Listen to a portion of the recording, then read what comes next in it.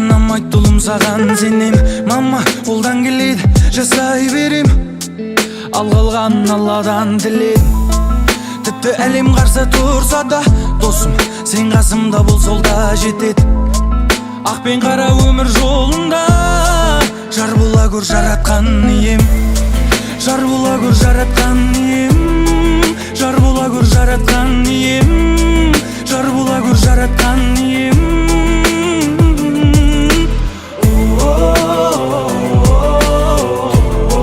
Жар бола көр жаратқан ием, жар бола көр жаратқан ием.